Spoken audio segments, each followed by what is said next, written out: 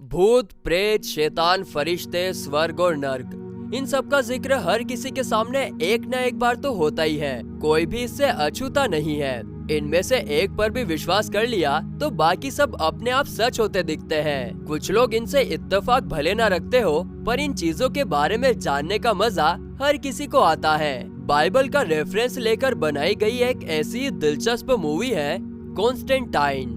कहानी शुरू होती है मेक्सिको की एक चर्च से। चर्च में दो स्कैवेंजर खाना ढूंढ रहे होते हैं। उनमें से एक स्कैवेंजर मैनुअल को एक गड्ढे में नाजी फ्लैग मिलता है। वो उस फ्लैग को निकालता है और उसमें रखे खंजर को हाथ में लेता है। ये खंजर कोई आम खंजर नहीं होता। इस खंजर में दुनिया को अपने काबू में करने की शक्ति होती है। इसका नाम होता है स्पेयर ऑफ डेस्टिनी। ये खंजर सेकेंड वर्ल्ड वॉर के बाद से ही कहीं गायब चल रहा होता है और अब जाके ये मैनुअल के हाथों पड़ता है। खंजर को हाथ में लेते ही उसके हाथ पर एक सर्कल और क्रॉस का जुड़ा हुआ निशान बन जाता है। वो उठता है और आगे रोड की तरफ बढ़ता है, लेकिन रोड पर उससे एक कार ठोक देती है। उसके साथी को लगता है कि वो मर गया, पर उसका बाल भी बांका नहीं होता और उल्टा कार के परखच्चे उड़ जाते हैं। मैनुअल खंजर को हाथ में लिए आगे बढ़ता है और जहाँ जहाँ वो जाता है वहाँ सभी जानवर रहस्यमय तरीके से मरते जाते हैं। इधर लॉस एंजल्स में एक लड़की के शरीर में शैतान घुस जाता है।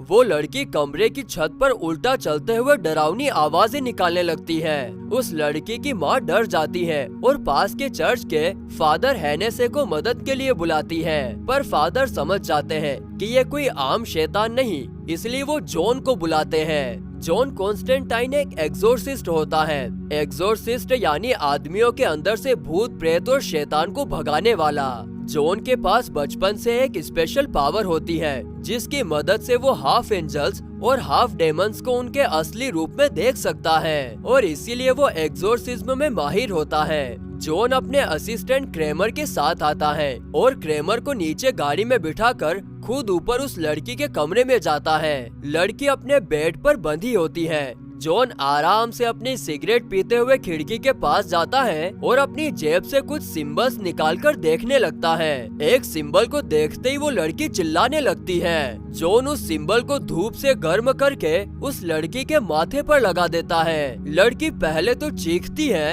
और फिर सो जाती है। सबको लगता है कि शैतान निकल गया, पर वो लड़की वापस से डरावनी आवाज में बोलने लगती है और ऐसा लगता है कि उसके शरीर से शैतान बाहर आने वाला है। कॉन्स्टेंटाइन तुरंत एक शीशा मांगता है और उस लड़की के ऊपर रखकर वापस से एक्सोर्सिज्म करता है। इस बार लड़की के अंदर का शैतान उस शीशे में चला जाता है, पर जब वो शैतान उस शीशे से बाहर आने की कोशिश करने लगता है, तब जॉन उसे एक रस्सी की मदद से रोकने की कोशिश करता है, पर वो शीशा बालकनी से गिरकर टूट जाता है। जॉन चर्च के फादर को उस शैतान पर नजर रखने को कहता है और क्रेमर के साथ वहाँ से चला जाता है। क्रेमर को भी एक्सोर्सिज्म में बहुत इंटरेस्ट होता है। वो जॉन से एक्सोर्सिज्म सीख रहा होता है, पर जॉन उसे कभी मौका नहीं देता। लॉस एंजल्स की एक चर्च में एंजेला डॉडसन नाम की एक लड़की कन्फेशन करने आती है, क्योंकि उसके हाथों एक और आदमी की मौत हो जाती है। एंजेला एक पुलिस ऑफिसर होती है और अपनी जुड़वा बहन की खराब तबीयत की वजह से परेशान होती है। उसी रात एंजेला की बहन इसाबेल को किसी की आवाज सुनाई देती है। वो उसका पीछा करते हुए हॉस्पिटल की छत पर जाती है। वो पीछे मुड़कर कुछ कहती है और छत से स्विमिंग पूल में कूदकर अपनी जान दे देती है। जब अगली सुबह एंजेला उसे देखने जाती है तो वो कहती है कि इसाबेल सुसाइड नहीं कर सकती, उसे जरूर किसी ने मारा है। जिस पर उसका साथी पुलिस वाला बताता है कि इसाबेल ने सुसाइड ही किया है और ये सारी वारदात सीसीटीवी में कैद है। जॉन को पता चलता है कि उसे लंग कैंसर हो चुका है, पर वो उसकी परवाह नहीं करता और सिगरेट पीना शुरू रखता है। जॉन जब सिर्फ 15 साल का था तभी से उसने सिगरेट पीना शुरू कर दिया था और वो एक दिन में 30 सिगरेट पी जाया करता था। जॉन अब अपने साथी बी मैन के पास जाता है और उसे उस शैतान के बारे में बताता है जो उस लड़की के शरीर से बाहर आने की कोशिश कर रहा होता है। बीमैन कहता है कि यह इम्पॉसिबल है, शैतान हमें कठपुतली की तरह इस्तेमाल कर सकते हैं, पर हमारी दुनिया में नहीं आ सकते। लेकिन बीमैन कहता है कि वो फिर भी इसके बारे में बाइबल में ढूंढेगा। और फिर बीमैन जॉन को एक फायर गन और होली वाटर देता है। होली वाटर से सभी डेमन्स डरते हैं, क्योंकि इसकी एक बूंद गिरते ही उनका शरीर जलने लगता है। जॉन वहाँ से निकलकर गैब्रियल से मिलने एक चर्च में जाता है। गैब्रियल एक हाफ एंजल होती है और जॉन को जब भी किसी चीज में कंफ्यूजन होती है वो मदद के लिए गैब्रियल के पास जाता है। उसी चर्च में एंजेला भी आती है और वहाँ के फादर से रिक्वेस्ट करती है कि उसकी बहन का अंतिम संस्कार कैथोलिक मान्यताओं के हिसाब से हो, पर फादर मना कर देते हैं क्योंकि कैथोलिक क्रिश्चियनिटी में सुसाइड करना एक पाप होता है। अब जॉन गैब्रियल से पूछता है कि आखिर उसे ये श्राप क्यों मिला कि वो हाफ ब्रीड्स को देख सकता है। क्या गॉड उससे नाराज थे क्योंकि वो चर्च नहीं जाता था और प्रेयर भी नहीं करता था? जिस पर गैब्रियल उसे कहती है कि ये एक श्राप नहीं बल्कि एक वरदान है। फिर जॉन उससे पूछता है कि उसने ना जाने कितने ही शैतानों को नर्क में भेजा और मासूम लोगों की जान बचाई, फिर भी उसे नर्क ही क्यों मिलेगा? जिस पर गैब्रियल जवाब देती है कि तुम्हें अपने स्वार्थ की वजह से स्वर्ग नहीं मिलेगा। तुम जो भी काम करते हो अपने स्वर्ग के रास्ते को साफ करने के लिए करते हो और ये गॉड को मंजूर नहीं। गॉड को सेक्रीफाइस चाहिए, ना कि सेल्फिशनेस। दरअसल जॉन ने अपनी स्पेशल पावर से परेशान होकर बचपन में ही सुसाइड कर लिया था और कुछ पल मरने के बाद भी बिताए। मरने के बाद उसने खुद को नर्क में पाया क्योंकि उसने भी सुसाइड किया था। लेकिन जॉन को पूरी तरह से शरीर छोड़ने से पहले बचा लिया जाता है और जॉन को तब से लगने लगता है कि उसकी सुसाइड की कोशिश की वजह से उसे नर्क ही मिलेगा। जॉन सिर्फ और सिर्फ स्वर्ग में जाने के लिए ही शैतानों का शिकार करता है। अब जॉन गैब्रियल की बात सुन के गुस्सा होकर वहाँ से निकल जाता है और क्रेमर के साथ टैक्सी में ना बैठकर बारिश में भीगते हुए कहीं चला जाता है। एंजेला ये सब कुछ देखती है और उसे यही जॉन का पूरा नाम पता चलता है। एंजेला अपने घर जाकर सीसीटीवी फुटेज देखने लगती है और उसे उसमें अपनी बहन के मुंह से कुछ सुनाई देता है जो होता है कॉन्स्टेंटाइन। वो उसे एक पेज पर नोट करती है और अचानक उसके पास रखे सभी फोन एक साथ बजने लगते हैं। वो घबराकर वहाँ से भाग जाती है। जॉन बारिश में रोड के किनारे बैठकर खांसने लगता है। उसकी तबीयत बिगड़ जाती है। तभी उस पर एक कीड़े मकोड़ों से बना शैतान हमला कर देता है। वो कहता है कि जॉन तुम्हें अपने काम से काम रखने की जरूरत थी। जॉन उसे मारता है और वो एक कार से टकराकर बिखर जाता है और कुछ कीड़े मर भी जाते हैं। इसके तुरंत बाद जॉन अपने पुराने साथी मिडनाइट के पास जाता है जो पहले एक विच डॉक्टर हुआ करता था। मिडनाइट अब एक ऐसा बार चला रहा होता है जिसमें हाफ एंजल्स और डेमन्स अपने असली रूप में रह सकते हैं और अपनी जिंदगी को जी सकते हैं। जॉन उसे बताता है कि कुछ देर पहले उस पर एक शैतान ने हमला किया। जॉन उसे उस शैतान के बारे में भी बताता है जो कुछ दिन पहले उस लड़की के शरीर से बाहर आने की कोशिश कर रहा था। मिडनाइट उसकी बातों पर विश्वास नहीं करता और उसे जाने को कहता है, लेकिन जॉन उससे उसकी चेयर पर बैठने की इजाजत मांगता है। मिडनाइट की उस पवित्र चेयर पर बैठकर किसी भी शैतान के बारे में पता किया जा सकता है, पर मिडनाइट उसे मना कर देता है। उसी समय उस बार में बल्तजार नाम का एक हाफ डेमन आता है और जॉन से बहस करने लगता है। जॉन की तबीयत वापस से खराब हो जाती है, इसीलिए वो बहस छोड़कर बाहर आ जाता है। एंजेला जॉन को ढूंढकर उसे अपनी बहन की मौत के बारे में बताती है और उससे मदद मांगती है। जॉन तैयार हो जाता है। इधर फादर हेने से इसाबेल की डेड बॉडी देखने के लिए मुर्दा घर में जाता है, पर उसके हाथ के निशान को छूते ही फादर को कुछ होने लगता है। वो तुरंत भागकर पास वाले स्टोर में जाता है। वो स्टोर में जाकर तुरंत शराब पीने की कोशिश करता है, पर किसी भी बोतल से एक बूंद शराब बाहर नहीं निकलती। हेनेसे की हालत खराब हो जाती है और तभी उसकी नजर बल्तजार की तरफ पड़ती है, जो उसकी तरफ देखकर मुस्कुरा रहा होता है। हेनेसे समझ जाता है कि अब उसकी मौत होने वाली है, इसीलिए वो अपने हाथ पर भी वही निशान बना लेता है और उसकी मौत हो जाती है। जॉन को हेनेसे की मौत का पता चलता है और वो उसे देखने स्टोर में जाता है। जॉन हेनेसे के हाथ में वो निशान देखता है और वो बीमैन से उस निशान के बारे में पता करने के लिए कहता है। जॉन एंजेला के साथ इसाबेल के बारे में पता करने के लिए उसके रूम में जाता है और छानबीन करने लगता है। एंजेला उसे बताती है कि इसाबेल हमेशा उसके लिए एक नोट छोड़ जाया करती थी। एंजेला खिड़की के पास जाकर गर्म सांस छोड़ती है और खिड़की पर बाइबल की एक सैटनिक वर्स सामने आ जाती है। बीमैन रिसर्च करता है तो उसे पता चलता है कि जो निशान हेनेसे ने बनाया था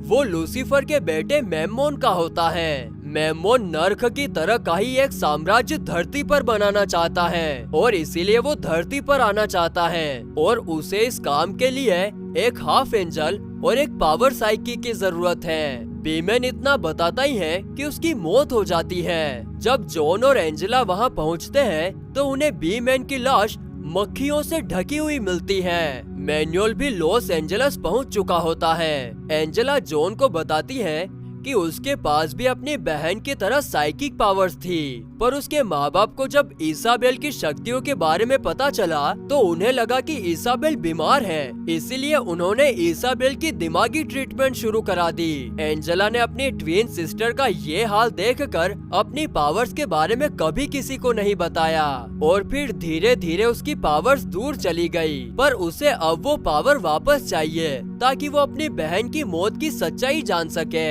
जॉन एंजेला की मदद करने को तैयार हो जाता है और उसे एक बाथ टब में ले जाकर लेटा देता है और उसे वो तब तक बाहर नहीं निकलने देता है जब तक कि वो मौत को छू नहीं लेती। एंजेला मरने वाली होती है कि सारा टाइम रुक सा जाता है। एंजेला बाथ टब तोड़कर बाहर निकलती है और अब उसकी शक्तियाँ वापस आ चुकी होती हैं। एंजेला को अपनी शक्ति से पता चल जाता है कि बीमैन को बल्तजार ने मारा होता है। जॉन बीमैन के दिए हुए हथियारों से ही बल्तजार को हराने में कामयाब होता है और बल्तजार उसे बताता है कि मेम्मोन को स्पेयर ऑफ डेस्टिनी मिल चुका है और वो धरती पर आने वाला है। ये खंजर इसलिए इतना शक्तिशाली होता है क्योंकि इसी से जीसस क्रिस्ट को मारा गया था। जॉन बल्तजार को जान से मार डालता है और एंजेला के साथ वहाँ से निकलने लगता है, पर अचानक एक इनविजिबल पावर एंजेला को अपने साथ खींचकर ले जाने लगती है। जॉन बहुत कोशिश करता है पर एंजेला को नहीं बचा पाता।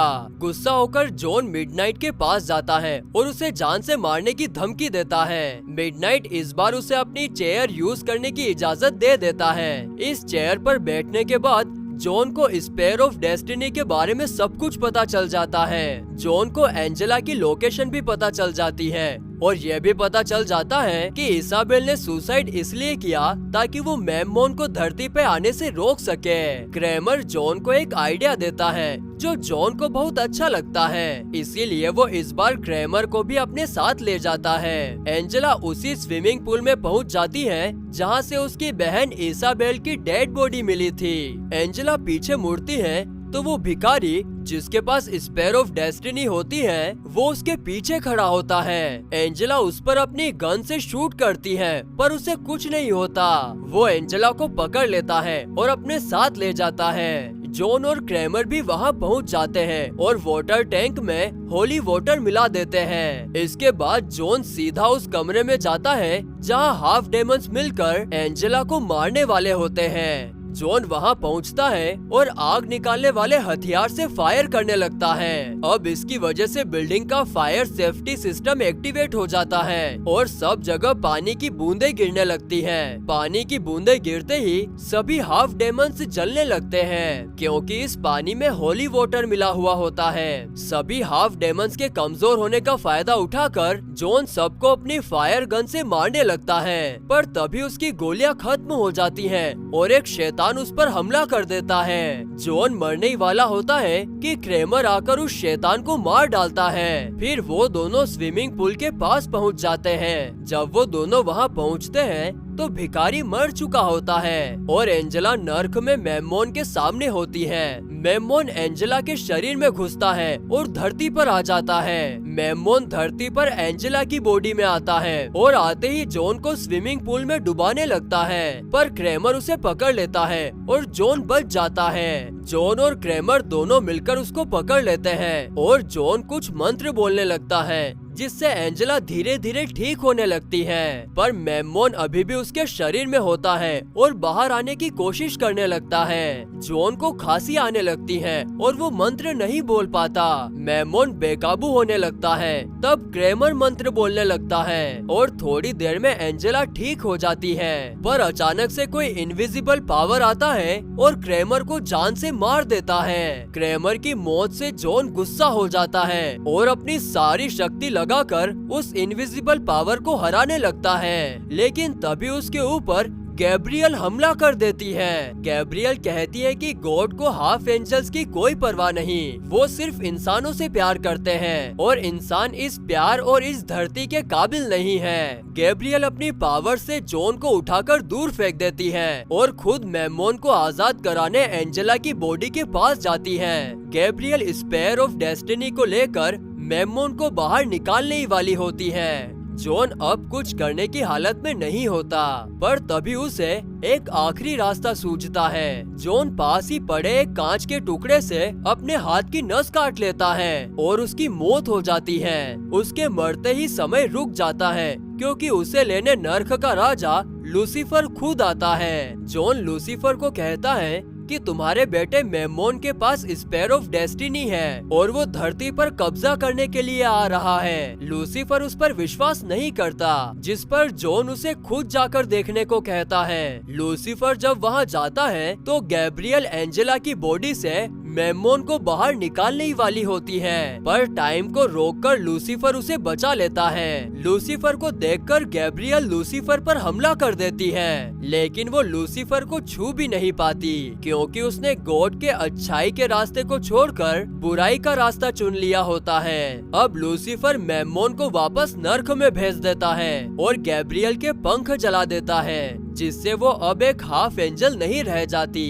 लूसीफर अब दोबारा जॉन के पास जाता है। जॉन दर्द में लेटा अपनी सिगरेट पी रहा होता है। लूसीफर उससे पूछता है कि उसे क्या चाहिए, क्या वो जीना चाहता है, जिस पर जॉन कहता है कि वो ईसाबेल को स्वर्ग में भेजना चाहता है। लूसीफर उससे कहता है कि तुम अपनी जिंदगी को छोड़कर ईसाबेल को स्वर्ग भेजना चाहते हो। जॉन कहता है हाँ, और फिर लूसीफर ऐसा कर देता है क्योंकि लूसीफर जन्म और मृत्यु, स्वर्ग और नर्क का राजा होता है। लूसीफर टाइम को भी कंट्रोल कर सकता है। अब लूसीफर कहता है अब नर्क जाने का समय आ चुका है जॉन। जॉन अपनी सिगरेट को अपनी खून से बुझाता है और कहता है हाँ। लूसीफर उसे घसीटता हुआ लेकर जाने लगता है, पर वो उसे उठा नहीं पाता। लूसीफर पीछे मुड़कर देखता है कि जॉन अपने आप स्वर्ग में जा रहा है क्योंकि उसने ईसाबेल के लिए सेक्रीफाइस किया है। पर लूसीफर को ये बात पसंद नहीं आती क्योंकि जॉन 2 बार सुसाइड कर चुका है और उसकी सही जगह नर्क में ही होती है। इसीलिए वो जॉन को पकड़ता है और कहता है तुम्हें जिंदा रहना है। John Constantine. लूसीफर जॉन के लंग्स में जमा सारी गंदगी निकाल देता है और उसका लंग कैंसर ठीक हो जाता है। अब कॉन्स्टेंटाइन को धरती पर रहकर प्रूव करना है कि वो स्वर्ग के काबिल है या नहीं, पर वो चैन से नहीं रह सकता क्योंकि स्पेयर ऑफ डेस्टिनी अभी भी धरती पर ही है।